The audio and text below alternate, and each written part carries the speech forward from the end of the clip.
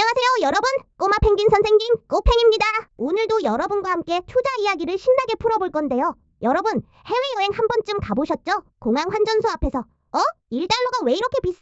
하고 당황하신 적 없으세요? 아니면 뉴스에서 원달러 환율이 1,400원을 돌파했다, 이런 말 들으셨을 때 고개를 갸웃하신 분들 꽤 있으실 거예요. 오늘은 바로 그 환율에 대해 제대로 한번 파헤쳐 볼게요. 환율은 단순히 해외여행할 때만 중요한 게 아닙니다. 주식 투자자든 부동산 투자자든 심지어 편의점에서 수입과자 먹는 분도 환율에 영향을 받고 있다고 하면 믿으시겠어요? 오늘 이걸 확실히 알고 나면 뉴스에서 환율 이야기 나올 때 귀가 번쩍 뜨일 거예요. 자, 꼬팽이 쉽게 설명해 드릴게요. 먼저 환율이 뭔지부터 딱 정리해 봅시다. 환율이란 쉽게 말해서 다른 나라 돈 한 개를 사려면 우리 돈이 얼마나 필요하냐는 거예요.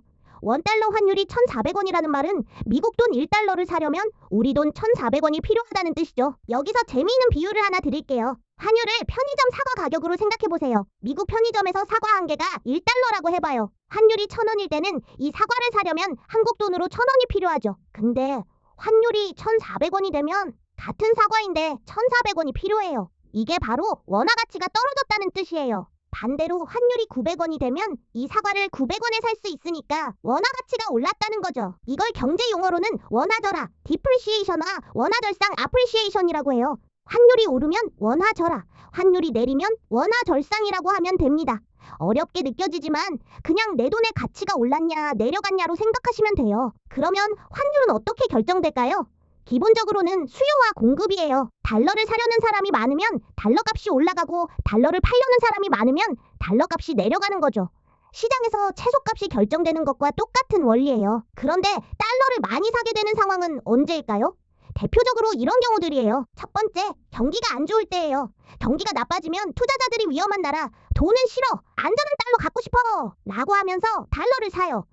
이걸 달러 강세 또는 안전자산 선호라고 해요. 달러는 전 세계에서 가장 믿을 수 있는 통화라는 인식이 있거든요. 두 번째, 수입이 수출보다 많을 때예요. 한국이 외국 물건을 많이 살수록 달러가 많이 나가야 하니까 달러 수요가 늘어나서 환율이 올라가요. 반대로 수출을 많이 하면 달러가 많이 들어오니까 환율이 내려가죠. 그래서 무역 수지가 환율에 엄청난 영향을 미쳐요. 세 번째, 금리 차이예요.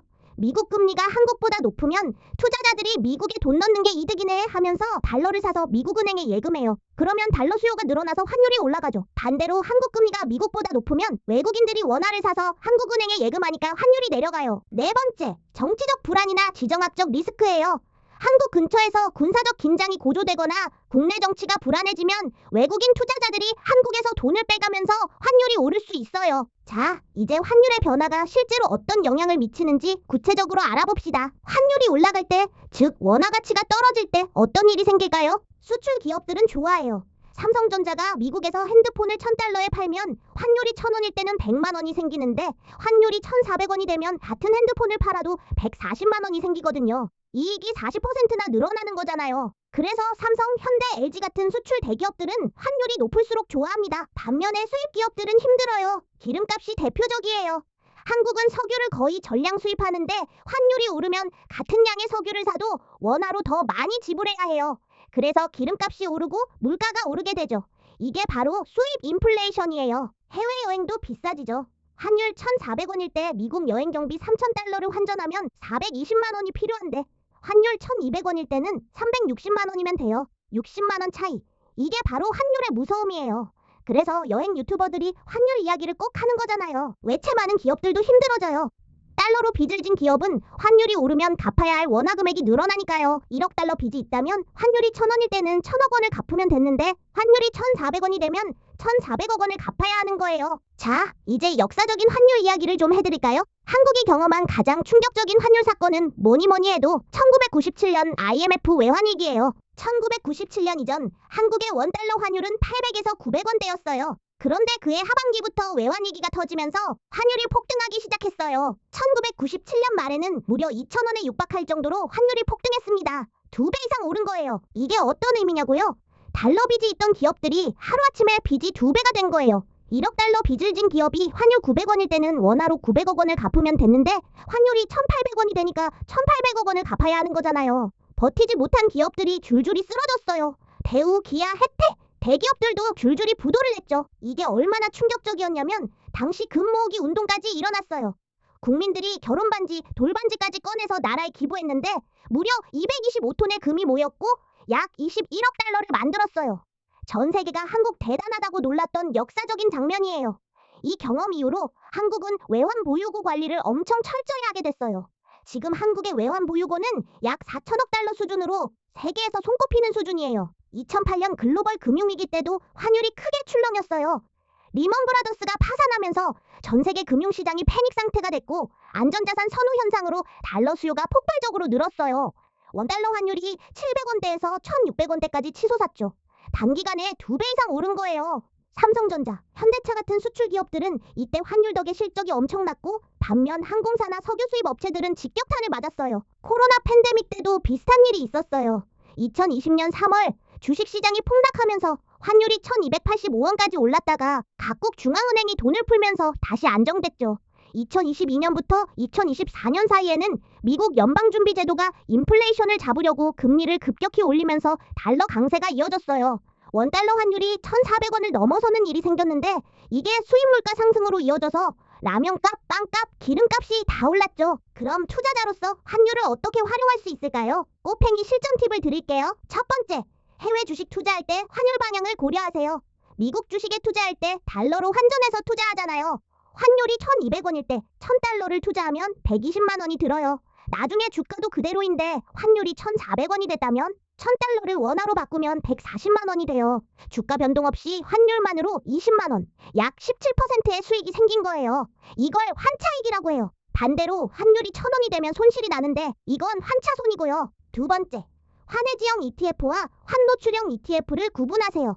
일부 ETF 상품에는 환해지형이 있는데 이건 환율 변동 영향을 없애주는 거예요. 주가 수익률만 순수하게 가져가고 싶을 때 쓰죠. 반면 환노출형은 주가 수익률에 환율 수익률까지 같이 가져가요. 달러 강세가 예상될 때는 환노출형이 유리할 수 있어요. 본인의 투자 목적에 맞게 선택하시면 됩니다. 세 번째, 달러 분할 매수를 활용해보세요. 전문 투자자들 중에는 달러 자체를 투자 수단으로 보는 분들도 있어요. 원화 가치가 높을 때, 즉 환율이 낮을 때 달러를 사두면 나중에 환율이 오를 때 차익을 볼 수 있으니까요. 하지만 환율 예측은 전문가들도 어려워하는 영역이에요. 꼬팽은 환율 타이밍 잡기보다는 꾸준히 분할 투자를 권해드려요. 매달 일정 금액씩 달러를 사는 달러 적립식 투자는 환율 리스크를 줄이는 좋은 방법이에요. 네 번째, 환율 뉴스를 통해 경제 흐름을 파악하세요. 환율이 갑자기 오르면 경기 불안 신호일 수 있다. 환율이 안정되면 외국인 투자자들이 한국을 안전하다고 보고 있다는 신호로 읽을 수 있어요. 주식시장과 환율 시장은 밀접하게 연결돼 있거든요. 외국인 투자자들이 한국 주식을 살 때는 달러를 팔고 원화를 사기 때문에 외국인이 한국 주식을 많이 사면 환율이 내려가고 외국인이 한국 주식을 팔면 환율이 올라가는 경향이 있어요. 증권사 앱에서 외국인 순매수 수치를 보면서 환율 방향을 함께 확인하는 습관을 들이시면 정말 도움이 돼요. 마지막으로 꼬팽이 한 가지만 더 얘기하고 싶어요. 환율은 단순히 숫자가 아니라 그 나라 경제의 건강 상태를 보여주는 지표예요. 환율이 급격하게 오르내린다는 건 경제가 불안정하다는 신호일 수 있어요. 반대로 환율이 안정적으로 유지된다는 건 그 나라 경제가 탄탄하다는 의미일 수 있고요. 여러분도 이제부터 뉴스에서 환율 이야기 나오면 그냥 지나치지 마세요. 아, 달러가 비싸지고 있구나. 수입 물가가 오르겠네. 수출 기업들은 좀 좋겠네. 해외여행 좀 더 비싸지겠네. 라는 식으로 연결해서 생각해보시면 세상이 조금 더 다르게 보이실 거예요. 경제 뉴스가 재미있어지는 순간이 바로 그때랍니다. 잠깐, 꼬팽이 덤으로 하나 더 알려드릴게요. 빅맥지수라는 재미있는 개념이 있어요. 영국의 이코노미스트지에서 만든 건데요. 전 세계 맥도날드 빅맥 가격을 비교해서 각 나라 환율이 적정한지 판단하는 거예요. 맥도날드는 전 세계 어디서나 거의 동일한 재료로 동일한 제품을 만드니까 이론적으로는 각 나라에서 빅맥 가격이 같아야 한다는 원리예요. 이게 바로 구매력 평가설 PPP의 쉬운 버전이죠. 예를 들어 미국에서 빅맥이 5달러, 한국에서 5,000원이라면 적정 환율은 1달러 이꼬르 1,000원이 돼야 해요. 근데 실제 환율이 1,400원이라면 원화가 저평가되어 있다는 의미예요. 뭔가 불균형이 있다는 거죠. 물론 이건 단순화된 지표라 한계가 있지만 환율의 과대과소평가 여부를 대략적으로 파악하는데 재미있는 도구예요. 환율 관련해서 또 알아두면 좋은 개념이 달러 인덱스 DXY예요. 달러 인덱스는 달러 가치를 세계 주요 통화들, 유로, 엔, 파운드 등 6개 통화과 비교해서 나타내는 지수예요. DXY가 오르면 달러가 강세, 내리면 달러가 약세를 의미해요. 보통 금값, 유가, 신흥국 통화는 DXY와 반대로 움직이는 경향이 있어요. DXY가 오르면 금값이 내리고 DXY가 내리면 금값이 오르는 식이죠. 투자 앱에서 DXY를 모니터링하면 글로벌 자금 흐름을 파악하는 데 도움이 돼요. 오늘도 투자한 걸음과 함께 해주셔서 감사합니다. 더 많은 금융 이야기는 제이양준영닷컴에서 만나보세요. 유튜브 채널 업다운 대박 구독과 좋아요 부탁드려요. 내일 또 만나요. 이잖아 그냥 뛰는 거잖아.